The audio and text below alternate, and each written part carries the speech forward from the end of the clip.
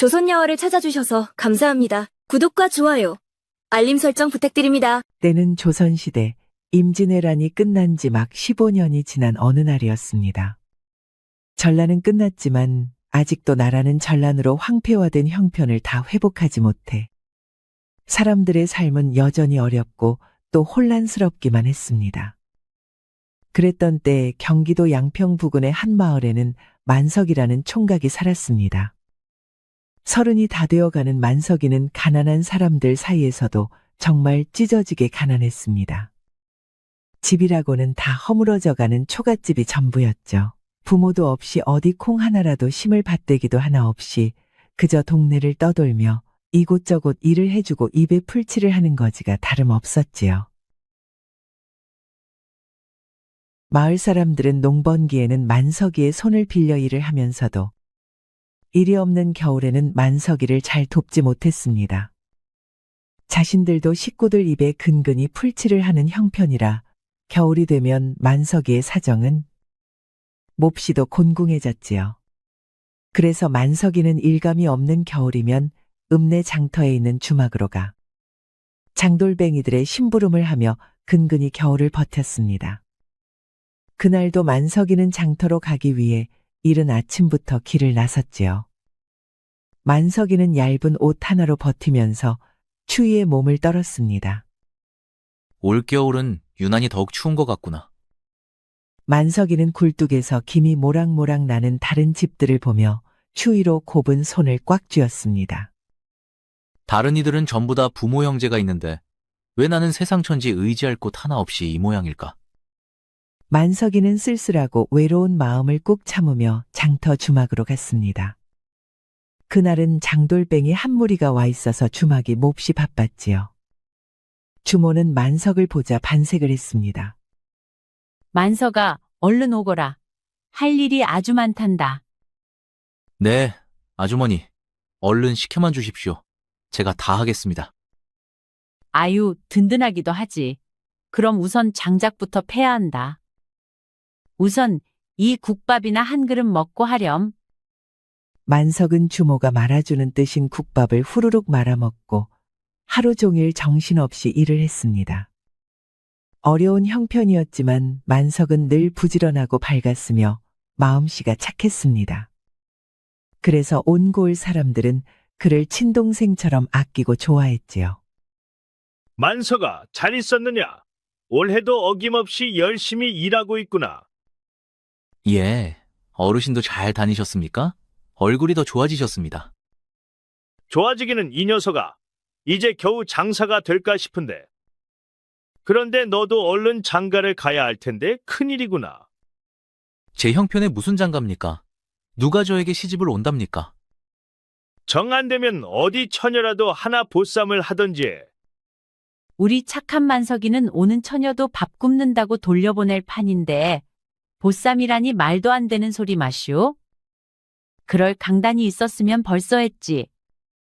하긴 저 인물의 저 풍채에 웬만하면 벌써 장가를 가서 자식이 셋은 되었을 텐데.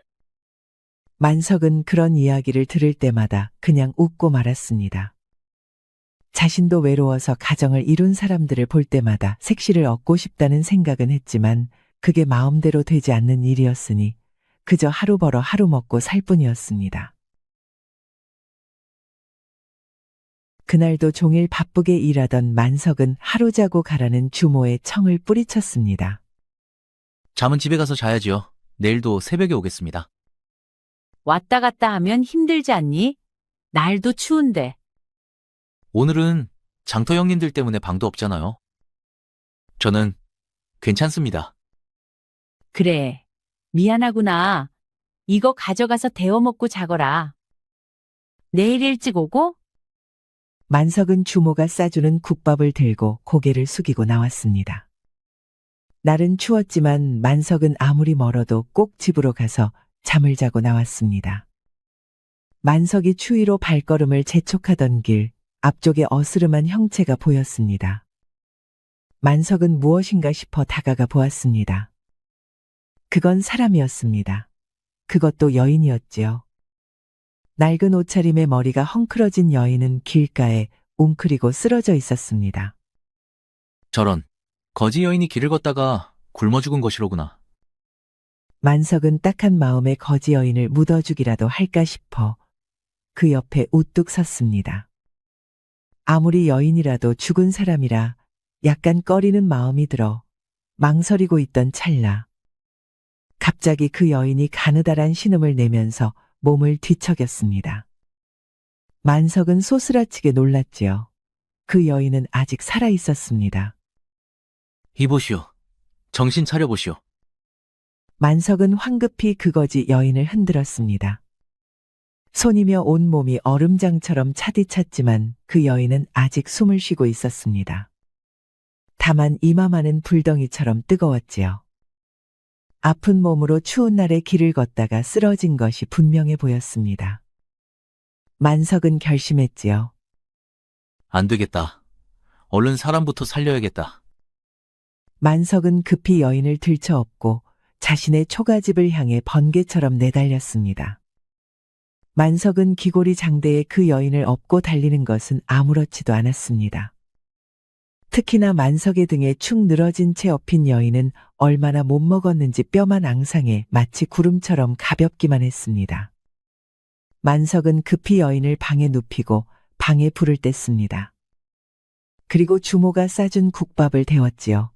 그런 뒤 여인의 입으로 국물을 흘려 넣었습니다. 이보시오. 이거라도 얼른 드시오. 삼켜야 삽니다. 예? 만석의 간절한 소리를 들었는지 여인은 가느다랗게 눈을 뜨더니 만석이 낡은 숟가락으로 입으로 흘려주는 국밥의 국물을 받아 마셨습니다. 어느 정도 국물을 받아 마신 여인은 다시 혼절하듯 잠으로 빠져들었습니다. 만석은 열심히 찬물수건으로 여인의 이마를 식혀주고 방을 따뜻하게 해서 여인이 기운을 차리도록 도왔습니다. 밤새 간호를 하고 어느덧 새벽이 되었습니다. 그때까지도 거지 여인은 정신을 차리지 못하고 있었습니다. 만석은 밝아오는 해를 보며 여인의 얼굴을 물끄러미 바라보았습니다. 비록 낡고 누추한 옷차림을 하고 있었지만 여인의 피부는 투명할 정도로 맑고 매끄러워 보였고 눈을 감고 있었지만 이목구비가 선명해 한눈에도 미모가 대단하다는 것을 알 수 있었지요. 하지만 무슨 사연이 있었는지 얼굴에는 시퍼런 멍자국이 있었습니다. 만석은 안타까운 마음이 들었습니다. 그리고 자신도 모르게 조용히 숨을 내쉬고 있는 여인의 뺨을 만져보고 싶다는 생각을 하던 만석은 퍼뜩 이런 생각을 한 자신을 원망했습니다. 내가 지금 아픈 병자를 두고 무슨 생각을 하고 있는가? 이 금수만도 못한 인간이 될 텐가? 만석은 자리에서 벌떡 일어나 다시 아궁이에 장작을 넉넉하게 넣어두고 여인이 일어나면 마실 물과 국밥을 두고 일을 하러 갔습니다. 그날도 여전히 주막은 바빴습니다. 하루 종일 정신없이 일을 하면서도 만석은 온통 그 여인 생각뿐이었습니다. 정신은 차렸는지 혹시 잘못되지는 않았는지 만석은 머리가 복잡하고 마음이 심란했지요. 혹시 정신을 차리고 도망을 갔으려나 아니면 일이 잘못되어 집으로 돌아가자마자 송장을 치루어야 하나 생각을 하다 보니 어느덧 일이 끝났습니다. 일이 얼추 마무리가 된 듯하니 저는 돌아가 보겠습니다. 벌써? 저녁이나 먹고 가지. 아닙니다. 오늘 저녁에 마을에서 일이 있어서요. 조금 빨리 가야 합니다. 그래, 그럼 조심히 가고 내일 또 새벽에 와주렴.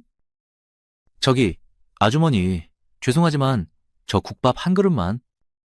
아이고, 내 정신 좀. 미안하다. 내 2그릇 줄 테니 가서 따뜻하게 데워서 먹어. 만석은 주모가 넉넉하게 싸준 2그릇의 국밥을 들고 불이 나게 집으로 달려갔습니다. 기분이 이상했습니다. 집에 누군가가 있다는 사실이 그를 설레게 만들었지요. 더군다나 손에는 다른 사람을 먹일 밥까지 있었으니 그는 나는 듯한 기분으로 집으로 내달렸습니다. 그리고 집에 도착해 문을 열었지요. 하지만 방 안에는 아무도 없었습니다. 여인이 누워있던 자리는 비어 있었지요. 만석이는 왠지 모를 실망감을 느끼며 자리에 털썩 주저앉았습니다. 아직 말 한마디 해보지 못한 여인이었지만 너무나도 서운한 감정이 느껴졌지요. 그때였습니다. 혹시 그쪽이 저를 구해주신 분이십니까? 만석은 등 뒤에서 들려오는 고운 목소리에 깜짝 놀라 뒤를 돌았습니다. 거기에는 아직 창백한 안색을 하고 기둥을 짚고 서 있는 여인이 있었습니다. 만석은 깜짝 놀랐지만 한편으로는 안도감을 느꼈습니다. 아니, 벌써 걸을 수 있습니까? 조금 불편하지만 괜찮습니다. 잠시 뒷간을 가야 해서. 걸음을 옮기던 여인은 다시 비틀거렸습니다. 아직 몸이 온전치 않아 보였지요. 만석은 망설임 없이 여인에게 다가가 번쩍 여인을 안아들고 방에 눕혔습니다. 여인은 얼굴을 돌리며 수줍어했습니다. 그 모습에 만석의 가슴은 다시 뛰었지요. 방으로 들어오자 여인은 조용히 앉아서 인사를 했습니다. 제 목숨을 구해주셔서 정말 감사드립니다. 이 은혜를 어찌 갚아야 할지. 그런 말씀은 마십시오. 아니, 그런데 어떻게 여인의 몸으로 이 추운 날길에 혼자 쓰러져 계셨던 겁니까? 사실은 제가 도망을 치던 길이었습니다. 사실 여인은 그곳에서 한참 떨어진 고을에 살던 가난한 선비의 자식이었습니다. 집안이 워낙 가난하다 보니 아버지가 옆 고을의 부잣집 민며느리로 시집을 보냈던 것이지요. 말이 민며느리였지 사실 종이나 마찬가지였습니다.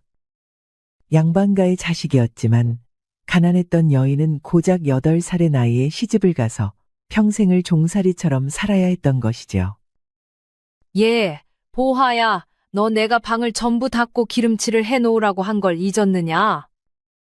아닙니다. 말씀 듣고 종일 전부 방을 닫고 기름칠을 해놓았습니다. 그런데 여기 방이 왜 이 모양이야? 아직 정리가 안 되었잖아. 예? 제가 보기에는 괜찮은데 어느 부분이 마음에 안 드시는지요? 이상하면 이상한 거지 어디서 말대꾸야. 너 좀 맞아야 정신 차리지? 잘못했습니다. 때리지 마시어요. 어머니. 누가 네 어미야? 어미도 일찍 죽어서 얼굴도 모르는 게 어디서. 보화의 시어머니는 독살스럽게 보화를 괴롭혔습니다. 매일 이른 아침부터 밤늦게까지 일을 시키고도 트집을 잡아 매를 때렸지요. 밥도 제대로 주지 않아 굶는 날도 많았습니다. 그렇지만 보화는 아무 말도 못하고 악독한 시어머니의 괴롭힘을 참아야만 했습니다. 자신이 민며느리로 온 덕분에 받은 작은 땅덩이의 의지에 친정 식구들이 먹고 산다는 걸 알았기 때문이었지요. 그나마 이런 보화를 위로해주는 것은 보화의 어린 신랑이었습니다. 아직 어려 합방을 하지 않았지만 보화의 신랑은 그 어머니와는 다르게 마음이 착하고 심성이 고왔습니다. 그래서 매를 맞고 방에서 혼자 울고 있는 보화에게 밤이면 몰래 찾아와 먹을 것을 쥐어주고 눈물을 닦아주었지요. 오늘도 맞았지요? 어떡합니까? 내가 너무 미안합니다. 아닙니다. 서방님이 왜 미안하십니까? 제가 좀 더 잘해야 했는데. 그런 말 마십시오. 우리 어머니 성정을 저도 잘 압니다. 조금만 버티십시오. 저희가 정식 혼례를 치르고 제가 과거에 합격을 하면 부인이 지금 겪는 고생이 헛되지 않게 꼭 호강을 시켜드리겠소. 말씀이라도 감사합니다. 네, 꼭 그렇게 해드릴 겁니다. 자, 이거라도 어서 드세요. 내가 몰래 가져왔습니다. 먹고 기운을 차리세요. 그렇게 어린 신랑과 신부는 서로를 의지하며 그 시간을 버텼습니다. 그런데 불행은 생각지도 못한 곳에서 닥쳐왔지요. 어느 날 갑자기 보아의 신랑이 머리가 아프다고 자리에 누워 시름시름 앓기 시작하더니 그 길로 열이 펄펄 끓다가 그만 세상을 떠나버린 것입니다. 집안은 발칵 뒤집혔습니다. 아들아, 내 아들 현서가 이럴 수는 없다. 내 아들이 죽다니 이건 거짓이야. 서방님. 젊고 건강하고 마음씨 착하던 도련님의 죽음으로 온 집안은 슬퍼했습니다. 특히나 서방님 하나만 의지하고 살던 보아는 눈앞이 캄캄했지요. 슬픔에 잠겨 장례를 치르고 난 어느 날, 안 그래도 매섭던 시어머니는 보아를 보자마자 방에 가두고 마구 매질을 했습니다. 살려주세요. 어머님, 왜 이러십니까? 너 때문이다. 너 때문에 내 아들이 죽은 거야. 이 아들 잡아먹은 년, 너는 죽어야 해. 아닙니다. 그만 때리세요. 시어머니는 눈이 뒤집혀 보아를 광에 가두고 밥도 주지 않은 채 계속 매질을 했습니다. 시어머니에게 그 아들은 남편이 죽고 난 뒤 하늘처럼 의지하던 존재였으니 엄청난 충격과 슬픔을 이기지 못한 것은 당연했습니다. 하지만 그렇다고 죄 없는 며느리를 굶겨가며 죽도록 때리는 것은 말도 안 되는 일이었지요. 저도 서방님을 잃었습니다. 저에게 이러시면 안 됩니다. 저도 이 집안 식구인데 어찌 저에게 이러십니까? 식구? 하, 웃기지 마라. 네가 언제 우리 집 며느리가 된다는 증서가 있었느냐? 무엇이 있었느냐? 사주단자를 주고받은 일도 없고 아무 증거도 없다. 뭐라고요? 그럼 저를 죽이시기라도 하실 겁니까?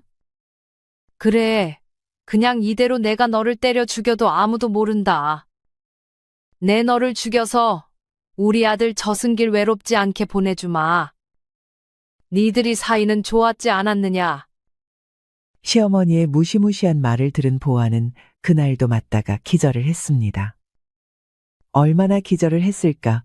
보아는 자신을 부르는 소리에 정신이 들었습니다. 고개를 돌려보니 자신과 평소에 친하게 지내던 이 집 여종 사월이었지요. 아씨, 정신이 드세요? 사모라, 아씨, 빨리, 이걸 받으세요. 사월이는 급히 광창문으로 짐덩이를 던졌습니다. 거기에는 식은 밥덩이와 낡은 옷, 그리고 엽전이 2억에 들어있었습니다. 저희들이 다 모은 돈입니다. 지금만이면 제정신이 아니니 도망치셔야 합니다. 도련님이 돌아가시고 저희들도 매일매일 맞고 있어요. 뭐라고? 마님은 정말 아씨를 죽일 생각이신 것 같아요. 아씨 친정에 쌀섬을 보내고 아씨를 찾지 말라고 하셨어요. 어서요. 얼른 도망치셔요. 내가 여기서 어떻게 나가니? 내일 마님이 또 매를 때리러 오실 때 발을 걸어 넘어뜨리고 달려나가세요. 저희가 대문을 미리 열어놓을 것입니다. 마님이 오늘 발을 삐셔서 잘못 걸으시니 재빨리 달리셔야 합니다. 고맙다. 고마워. 이 집에서 그나마 저희들을 사람 취급해 주신 건 아씨와 도련님 뿐이셨어요. 기회는 내일 한 번뿐입니다. 그러니 꼭 도망치셔서 살으셔야 합니다. 친정으로 가시면 안 됩니다. 보아는 차가운 밥 한 덩이를 우걱우걱 씹으며 다음 날을 기다렸지요. 다음 날 시어머니가 다시 매를 때리려 광문을 열자마자 보아는 번개처럼 시어머니에게 달려들어 바닥에 넘어뜨리고 잽싸게 대문을 향해 달렸습니다. 으아! 잡아라! 전연 잡아! 하지만 평소 극악한 시어머니에게 질려하던 집안 하인들은 미리 짠 듯 모두 뒤쪽으로 물러나 있다. 보아를 잡는 신용만 할 뿐 우왕좌왕하는 척을 하며 보아를 놓아주었습니다. 보아는 눈물을 삼키며 정신없이 사머리가 알려준 길로 몸을 숨겼지요. 그리고 쉴 틈도 없이 물 한 모금, 밥 한 술 먹지 못한 채 길을 걷다. 결국 열이 펄펄 끓는 상태로 길에서 쓰러진 것이었습니다. 이야기를 듣던 만석은 그제야 뼈만 앙상했던 여인의 몸 상태와 고운 얼굴에 있던 시퍼런 멍자국이 난 사연을 이해하게 되었습니다. 그러고 보니 여인은 몸 이곳저곳도 아픈지 몸을 움직일 때마다 얼굴을 찡그렸습니다. 만석은 그 여인이 너무나도 가엾고 또 가여운 생각이 들었지요. 이곳까지는 당신 시어머니라는 사람이 절대 쫓아오지 못할 것이오. 그러니 안심하시오. 그래도 혹시 사람을 풀어 저를 잡으러 오면 어쩌지요? 저를 숨겨줬다가는 나으리도 무사하지 못하실 텐데. 나으리라니요. 그냥 편하게 만석이라고 부르십시오.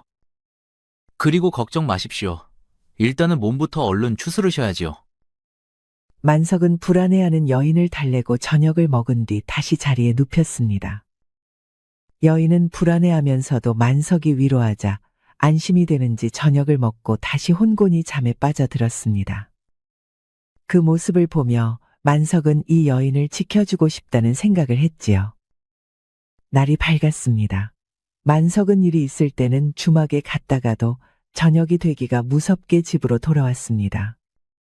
집에서 누군가 자신을 기다리는 사람이 있다는 사실이 이렇게나 기쁘고 가슴 벅차도록 좋은 일인지 만석은 예전에는 미처 몰랐습니다. 만석이 허겁지겁 집으로 돌아오면 어느 정도 기운을 차린 여인이 집안을 깨끗하게 단장해 놓고 웃으며 만석을 맞이했습니다. 오셨습니까?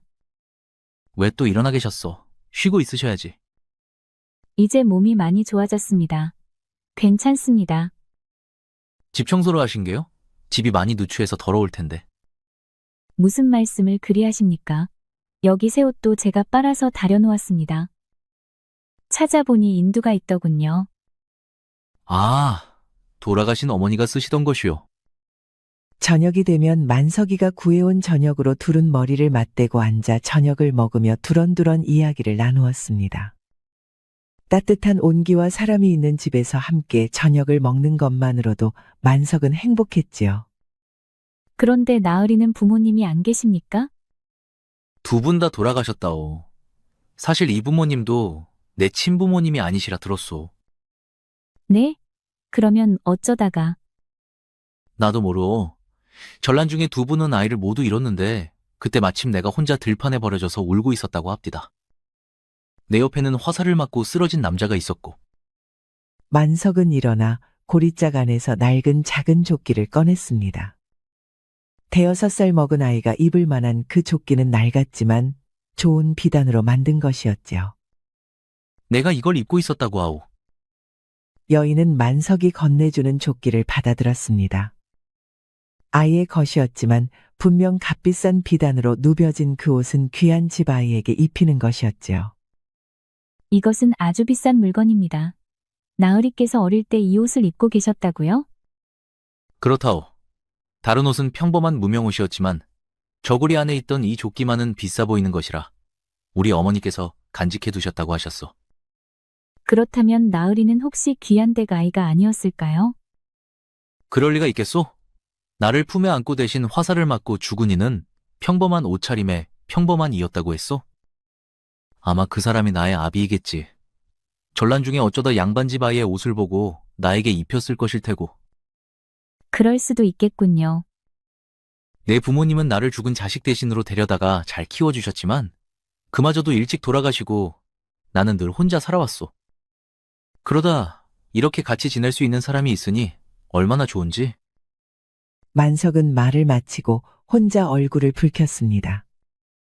자신의 과거 이야기를 한 것도 그리고 이렇게 속마음을 꺼내본 것도 얼마만인지 몰랐습니다. 그 이야기를 듣던 여인도 조용히 고개를 숙였지요. 오랜만에 평온한 분위기와 자신을 위해주는 만석의 마음을 여인도 알 것만 같았습니다. 그렇게 밤은 깊어갔지요. 그의 겨울이 지나고 봄이 되자 동네 사람들은 만석의 변화를 바로 눈치챘습니다. 여인이 몸을 조심해서 집 밖으로 출입을 하지 않는다 하여도 집 안팎을 드나들며 집안일을 하는 여인이 동네 사람들 눈에 띄지 않을 수 없었지요. 거기에 늘 후줄그레했던 만석의 옷차림이 눈에 띄게 깨끗해지고 지나치게 싱글벙글하며 다니는 만석의 변화를 만석을 어릴 때부터 봐왔던 동네 사람들이 모를 리 없었습니다. 어느 날 논자리를 정리하기 위해 나서던 만석을 동네 아낙들이 붙잡았지요. 만석아, 너 솔직히 이야기해봐. 집에 여자를 숨겨놨지? 아닙니다. 무슨 말씀이세요? 거짓말 하지 마. 내가 어제도 너희 집 옆을 지나는데 웬 여자가 빨래를 하다가 후다닥 방 안으로 들어가는 걸 봤어. 이것 봐. 늘 떼꾸정물 흐르던 저고리가 이렇게 깨끗한데 네가 이걸 했단 말이냐? 빨리 이야기를 해봐. 저 빨리 이서방님 논에 가야 해요. 나중에 이야기해요. 만석은 사람들의 질문을 피해 후다닥 논을 향해 달렸습니다. 자신도 빨리 사람들에게 여인에 대해 이야기를 하고 싶었지만 어찌해야 할지 몰랐습니다. 여인이 봄이 오면 여기를 떠나고 싶어 할 수도 있었으니까요. 무엇보다 지금 처지에 저렇게 고운 여인을, 거기에 양반 신분인 여인을 자신이 탐을 낸다는 건 아무리 생각해도 분수에 맞지 않는 것 같아 마음이 심란했습니다. 그날 저녁, 만석은 일을 마치고 여인이 기다리는 집으로 돌아왔습니다. 여인은 만석이 전날 얻어온 보리와 숯으로 정갈하게 밥을 지어놓고 만석을 기다리고 있었습니다. 만석은 결심을 했지요. 더 이상 이렇게 애매한 상태로 살 수는 없었습니다. 봄이 되어 농사철이 되면 여인의 존재를 더 이상 숨기기는 힘들 것이 분명했습니다. 오셨어요. 오늘도 고생이 많으셨지요. 이제 몸이 많이 좋아지셨지요? 네. 그렇습니다. 나으리 덕분에 몸이 다 나았습니다. 그렇다면 이제 어떻게 하실 작정입니까? 어디 갈 곳은 있으십니까? 여인은 만석의 말에 고개를 숙였습니다. 갈 곳이 없는 처지가 된 자신의 신세가 기가 막혔기 때문이지요. 나는 형편도 보시다시피 가난한 데다 땅 한 떼기 없는 신세이니 당신을 거둘 주제가 못 됩니다. 그러니 어디 갈 곳이 있다면 내가 데려다 드리겠소. 저는 갈 곳이 없습니다. 그러니 저를 거두어 주세요. 예? 제가 어찌? 그간 나으리의 인품과 성실함을 저는 보았습니다. 어려운 형편에도 저를 돌보아 주시고 먹을 것을 나누어 주시고 늘 자상하고 따뜻하게 대해 주셨지요. 괜찮으시다면 저 역시 곁에서 늘 따뜻하게 나으리를 돌보아 드리겠습니다. 저는 신분도 비천하고 가진 것도 없습니다. 그래도 괜찮습니까? 저는 그것보다 나으리의 인품을 보았습니다. 그것이 가장 중요합니다. 정말 고맙소. 내 평생 행복하게 해드리겠소. 그날 밤 만석과 여인은 찬물 한 그릇을 떠놓고 부부의 연을 맺게 되었습니다. 그리고 그들은 그날 자신의 모든 것을 다 내어주게 되었지요. 만석은 아리따운 자신의 아내를 바라보며 세상에서 자신이 가장 행복한 사람이라 여겼습니다. 이제 이 여인을 위해서 자신은 못할 것이 없었지요. 만석이 길에서 거지 여인을 주어서 혼인을 했다는 소문은 삽시간에 온 고을에 퍼졌습니다. 마을 사람들은 2번 놀랐지요. 처음 한 번은 가난한 만석이 드디어 짝을 찾았다는 것에 놀랐고, 다음 한 번은 만석의 아내가 눈이 휘둥그레질 정도의 미인이라는 사실에 다시 한번 놀란 것입니다. 만석의 아내가 천하절색이라는 소문은 고을 사또의 귀에도 들어갔습니다. 그는 자신의 배만 불리고 여색을 탐하는 고약한 인간이었지요. 그는 곰곰이 생각에 잠겼습니다. 그러니까 그 머슴놈의 아내가 그렇게 미색이 뛰어나다는 것이냐? 예, 제가 지나가다 한번 보았는데 기생월양이도 쌈 싸먹을 정도로 미인이었습니다요. 무엇이라, 그 정도란 말이냐? 고얀 놈, 당장 만석이랑 그 마누라를 데려오거라. 예이, 뭐라고 하면서 불러올갑시오? 그 머슴놈이 그래도 호적이 있는 양민이지 않느냐?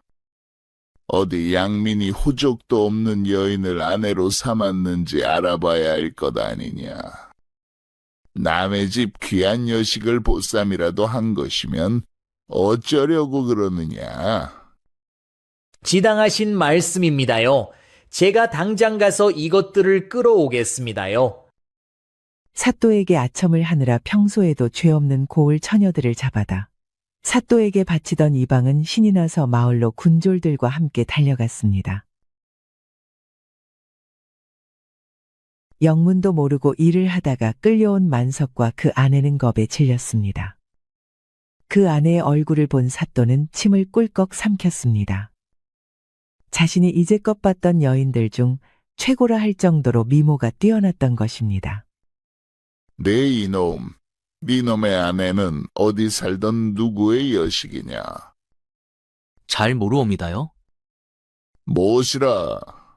네가 정녕 남의 집 귀한 자식을 훔쳐 데려온 것이 아니냐? 아니옵니다. 절대 아니옵니다. 저는 그래, 네가 말해보거라. 너는 어디 살던 누구란 말이더냐? 만석의 아내는 눈앞이 캄캄해졌습니다. 자신이 누구인지를 말하면 자신은 그대로 끌려갈 것이고 말하지 않으면 만석이 고초를 당할 것이 분명했으니까요. 너도 말을 못하지 않느냐? 저는 그저 절도길도 없이 떠돌던 거지일 뿐입니다. 이름도 모르고 성도 모릅니다. 발칙하구나. 나보고 그 말을 믿으란 말이냐? 여봐라, 저 만석이란 놈을 매우 쳐라. 사또, 살려주시옵소서. 사또, 만석은 매를 맞으면서도 절대로 자신의 아내의 신분에 대해 입을 다물었습니다. 관아의 매질은 호되었습니다. 아무리 기골이 장대한 만석이라 할지라도 그 매를 맞다가는 무슨 일이 벌어질 줄 몰랐습니다. 사또, 내다 말하겠소. 저 사람은 죄가 없으니 그만하시오. 사또는 그 말을 듣고 웃음이 나오려는 걸 참고 매질을 멈추었습니다. 만석은 실신할 지경이 되었지요. 지켜보던 동네 사람들은 발만 동동 구르고 있었습니다. 제 친정과 제 신분을 다 말씀드릴 테니 저 사람 먼저 관아 밖으로 나가게 해주십시오. 그러면 내 사또가 원하는 것을 모두 다 들어드리겠소. 그 말이 사실이냐? 그렇소. 내일에 보아도 뼈대 깊은 양반 가문에서 태어나 인간의 의와 도를 배우며 자랐소. 절대 약속을 어기는 일은 없을 것이요. 지켜보던 사람들은 모두 경악하며 놀랐습니다. 그리고 서로 수군댔지요. 어쩐지 말투며 행동이 기품이 있더니만 양반이었어? 그럼 설마 만석이 진짜 양반집 여인을 보쌈이라도 한 거야? 그럴 리가 있어요? 무슨 사연이 있는 게지. 그나저나 이거 보통 일이 아니구나. 우리 만석이가 어쩌다 분수에도 안 맞는 일을 벌여서. 만석의 아내는 앙칼지게 재촉하며 소리쳤습니다. 저 사람은 죄가 없으니 당장 풀어주시오. 그렇지 않으면 내 여기서 죽어버릴 것이오.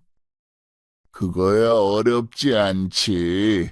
너는 약속을 했으니 지켜야 할 것이다. 사또는 만석을 풀어주었습니다. 만석은 반주검 상태로 마을 사람들의 부축을 받으며 관아를 떠나갔습니다. 떠나가면서 만석이 구슬프게 울부짖는 소리가 만석의 아내를 슬프게 했습니다. 하지만 어쩔 수 없었지요. 그날 밤 사또는 만석의 아내를 씻겨서 자신의 방에 앉혀두었습니다. 자신의 욕심을 채울 생각이었던 것을 만석의 아내는 이미 알고 있었지요. 밤이 깊자 사또가 음흉한 얼굴을 하고 방으로 들어왔습니다. 어디 보자. 역시 대단한 미모로구나. 내 조선 팔도의 절색이라는 기생들은 다 보았지만 그 중에 네가 최고다. 그놈은 어디서 이런 여인을 데려왔다는 것이냐? 제가 그렇게 이쁩니까? 그렇고 말고 이제 마음이 바뀌었느냐? 그래, 너도 저 거지 같은 놈이랑 사는 것보다야 내 곁에서 편히 사는 것이 좋지 않겠느냐? 그럼요. 그럼 이리 좀 가까이 와 보시어요. 오냐? 자되었느냐? 마음을 바꾸니 이리 이쁜 것을. 신이 난 사또가 만석의 아내에게 가까이 다가갔을 때였습니다. 만석의 아내는 가까이 다가온 사또의 얼굴을 향해 촛농을 부었습니다. 아, 뜨거워! 내 눈! 내 눈! 사또는 비명을 지르며 나뒹굴었습니다. 만석의 아내가 뜨거운 촛농을 사또의 눈을 향해 부어버렸기 때문이었지요. 사또가 비명을 지르고 촛불이 꺼져 어두운 틈을 타 만석의 아내는 재빨리 방을 빠져나왔습니다. 사또가 고함을 질렀지요. 전연 잡아라. 하지만 여인의 몸으로 관아를 빠져나가는 것은 불가능했습니다. 만석의 아내는 얼마 가지 못해 잡혔지요. 화가 난 사또는 붉게 부어오른 얼굴을 식히며 악에 받쳐 소리쳤습니다. 전연을 몹시 쳐서 옥에 가두어라. 한편 집으로 돌아온 만석은 아무도 없는 방 안에 누워 끙끙 앓으면서 눈물을 줄줄 흘렸습니다. 아내가 걱정이 되었고 아무것도 할 수 없는 자신이 너무도 원망스러웠지요. 그때였습니다. 누군가 자신을 부드럽게 부르는 소리에 만석은 고개를 들었습니다. 거기에는 인자하게 생긴 사람이 앉아 있었지요. 누구십니까? 많이 다치셨습니까? 어디 봅시다. 자, 이러면 이제 아프지 않을 것입니다. 예? 그 사람은 조용히 웃으며 만석이 매를 맞아 아픈 곳을 살살 어루만져 주었습니다. 신기하게도 그 사람이 어루만지자 아픈 곳의 통증이 덜해지고 붓기가 가라앉았습니다. 신기합니다. 용환 의원이십니까? 저는 돈이 없는데 일을 어쩝니까? 선하고 착하신 분, 몸이 이 지경인데도 의원 약값을 걱정하고 계십니까? 아내 걱정을 해야지요. 제 아내는 이제 어찌 되는 것입니까? 이제 다시는 못 보는 것입니까? 다시 그 얼굴을 못 보아도 괜찮습니까? 안 됩니다. 저는 이제 제 각시가 없으면 살 수가 없습니다. 그 말을 듣자 만석의 옆에 앉아 있던 사람이 환하게 웃었습니다. 그리고 그 마음을 안다는 듯 고개를 끄덕였지요. 그럴 줄 알았습니다. 어릴 때 입던 비단 조끼를 가져오십시오. 예? 그걸 가지고 제 아내에게 가서 솜을 틀어달라고 하십시오. 그러면 갈 곳을 알려줄 것이니 그러면 둘 다 살 것입니다. 제 아내라니요? 의원님 아내분이 어디 계신다는 말씀입니까? 제 아내를 환하게 웃게 해주어서 고맙습니다. 앞으로도 그렇게 웃게 해주십시오. 아내에게는 내 말을 해놓겠습니다. 그때 만석은 잠에서 깨어났습니다. 어두운 방 안에는 아무도 없었습니다. 그제야 만석은 알 수 있었습니다. 자신을 찾아온 것은 만석의 아내와 처음 인연을 맺었던 그 남편이었다는 것을요. 그때였습니다. 동네 사람이 군졸과 함께 찾아와 만석을 불렀습니다. 만석아, 만석이 안에 있는가? 웬일이십니까? 몸은 좀 어떤가? 지금 당장 관하로 가봐야겠다. 사또가 자네를 불러오라는 명을 내렸어. 만석은 올 것이 왔다 생각했습니다. 그래서 고리짝에서 자신이 입었다는 낡은 어린아이용 비단 조끼를 꺼내어 남들 눈에 보이지 않게 품에 안고 군졸을 따랐지요. 군졸은 만석을 아무 말 없이 옥사로 안내했습니다. 거기에는 머리가 헝클어지고 온몸에 멍이 든 아내가 만신창이로 쓰러져 있었습니다. 만석은 기가 막혀 소리를 질렀지요. 여보, 눈을 떠보시오. 내가 왔소. 만석의 소리에 힘겹게 눈을 뜬 아내는 만석을 보더니 힘없는 소리로 이랬습니다. 조끼를 가져오셨습니까? 만석은 자신을 보자마자 조끼를 찾는 아내를 보며 이상하다 생각하면서도 품에서 조끼를 꺼내어 아내에게 건넸습니다. 그런데 아내는 그 조끼를 봤더니 갑자기 쫙 조끼를 찢기 시작하는 것이었습니다. 방금까지 기절할 듯 누워있던 아내에게서 어디서 그런 힘이 솟았는지 낡은 비단 누빔 조끼는 힘없이 찢겨 나갔습니다. 갈기갈기 찢겨지는 조끼를 보고 만석은 경악했습니다. 이게 지금 무슨 짓이오? 하지만 아내는 만석의 말은 듣지 않고 조끼의 솔기를 전부 다 찢더니 조끼를 뒤집었습니다. 그러더니 말했지요. 찾았다. 그 말에 만석은 아내의 손을 내려다보았습니다. 거기에는 놀라운 것이 있었습니다. 그랬습니다. 아내는 솜으로 누벼진 조끼를 찢어 그 안을 뒤집었습니다. 그 안에는 까막 눈인 만석이 알아볼 수 없는 글씨가 적혀 있었습니다. 만석은 깜짝 놀랐습니다. 그렇게 오랫동안 그 옷을 보면서도 그 안에 글씨가 있다는 걸 만석은 알지 못했기 때문이었습니다. 이것이 무엇인지 아십니까? 모루. 아니, 어찌 거기에 글씨가. 이건 서방님의 이름과 가문입니다. 전란으로 피난을 가면서 어린 아들을 잃을까 걱정이 되었던 서방님의 어머니가 글을 적어 조끼 안에 누벼놓은 것입니다. 그것이 정말이요? 서방님의 이름은 윤성준입니다. 한양에 있는 윤판서 대감의 막내 아들입니다. 자, 이걸 들고 뒤도 돌아보지 말고 한양으로 가십시오. 가서 윤판서 대감을 만나 모든 사실을 말씀을 하십시오. 아니, 어떻게 이런 일이? 서두르셔야 합니다. 그래야만 저도 살고 서방님도 삽니다. 어서요, 당장 가십시오. 만석은 얼떨떨했지만 단호한 아내의 말의 조끼에 적힌 글귀를 들고 바로 옥을 빠져나가 달렸습니다.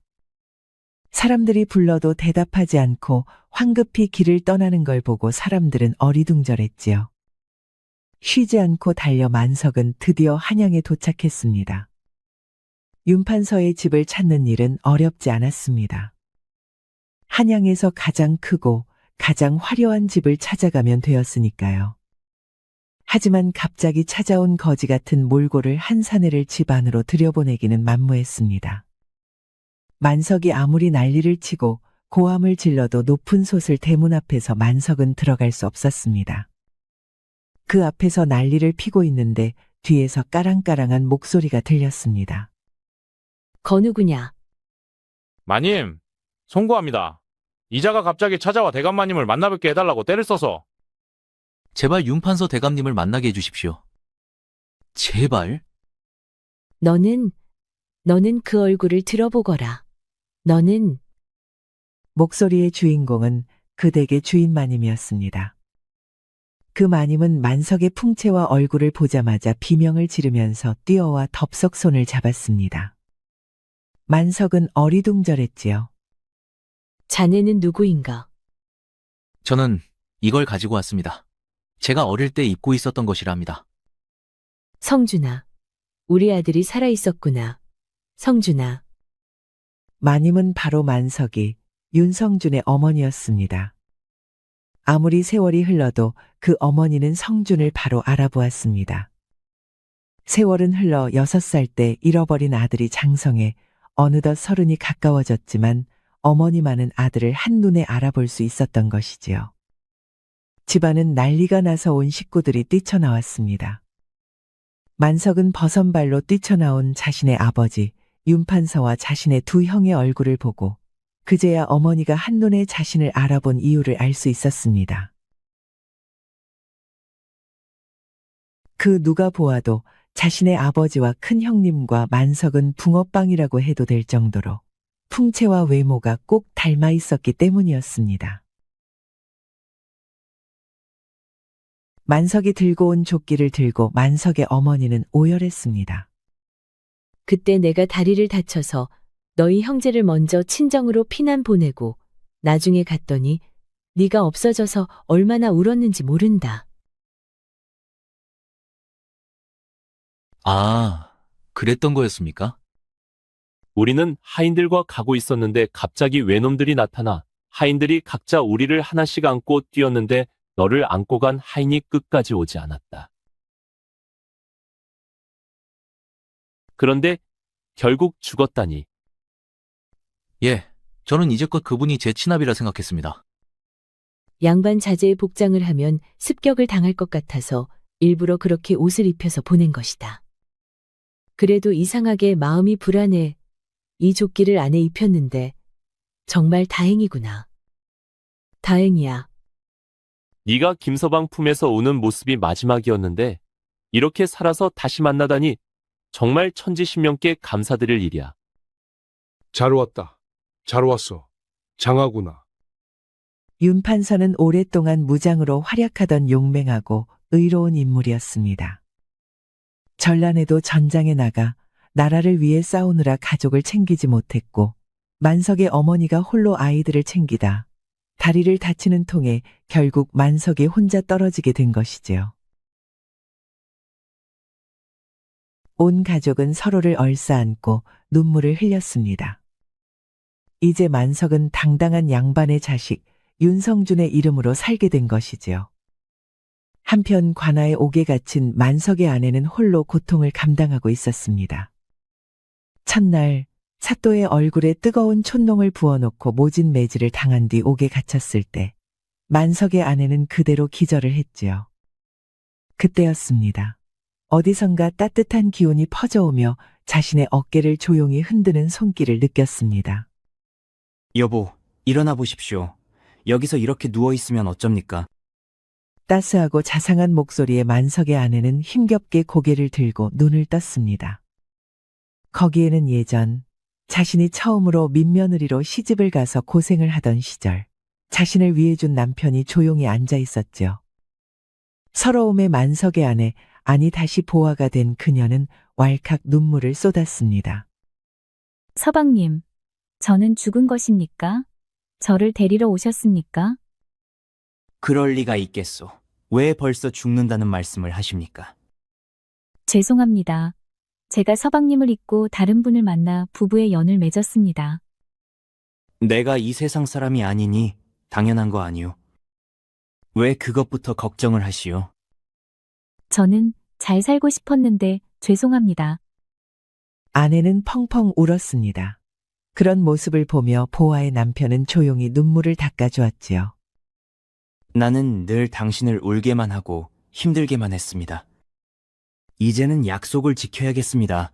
제가 이 고생이 헛되지 않게 꼭 호강시켜드린다 했지요. 보고 싶습니다. 서방님, 보고 싶어요.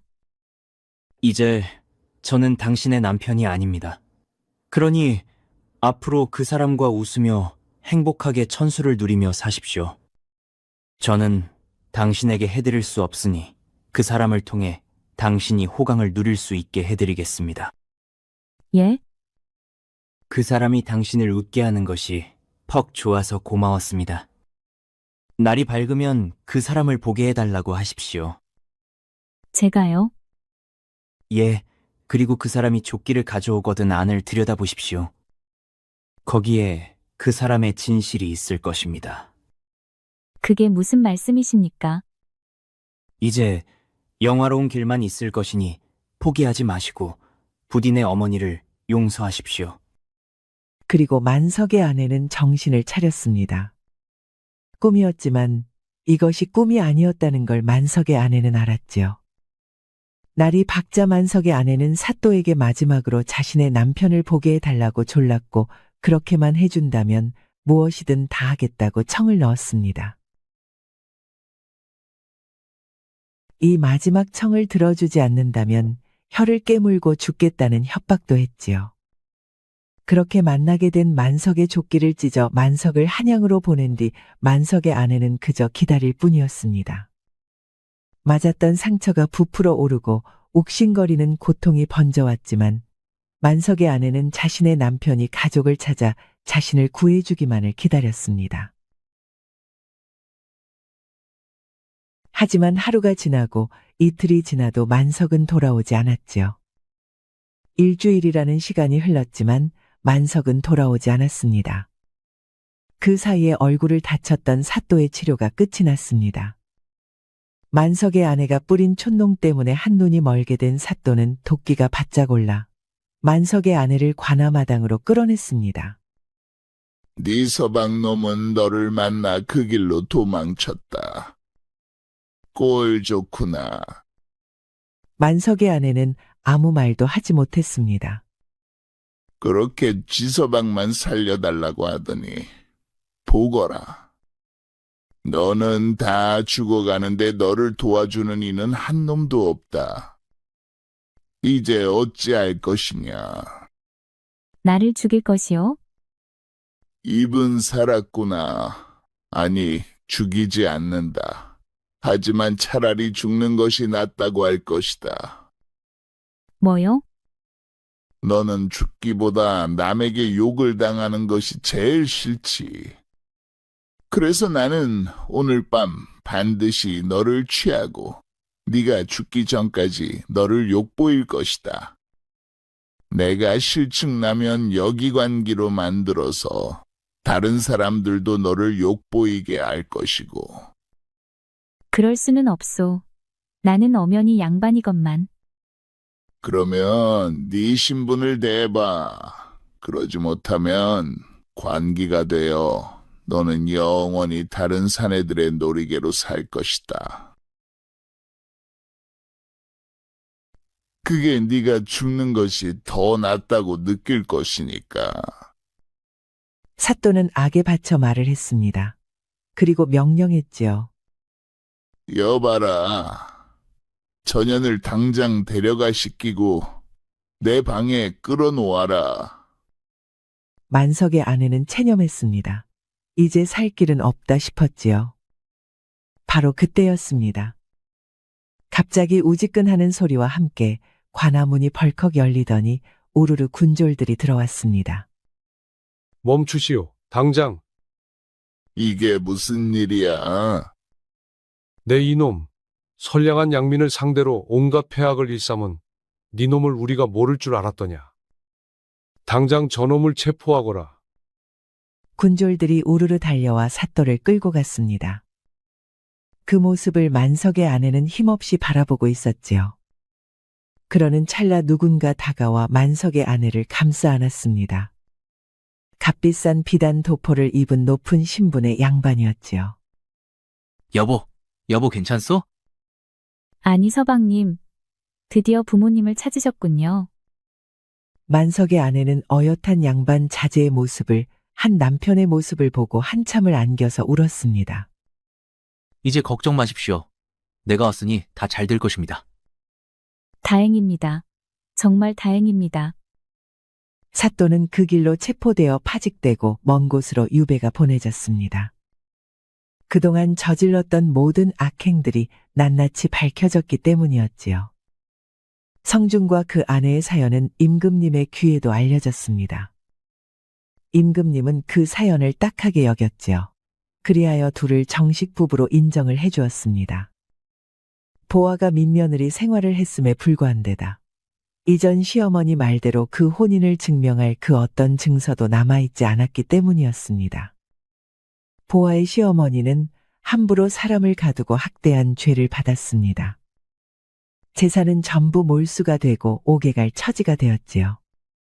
하지만 보아가 나서서 이제 자신의 시아버지가 된 윤판서에게 청했습니다. 그분을 유배지로 보내는 것만은 거두어 주십시오. 그 사람은 너를 죽이려 했던 사람이다. 인륜에 어긋나는 짓을 했는데 밉지 않느냐. 저라고 왜 밉지 않겠습니까? 하지만 이미 스스로 만든 지옥에 살고 있으니 그 이상의 벌이 필요하지 않을 것입니다. 과연 생각이 깊고 현명하구나. 네 덕분에 내가 내 아들을 찾았으니 네가 원하는 대로 해주마.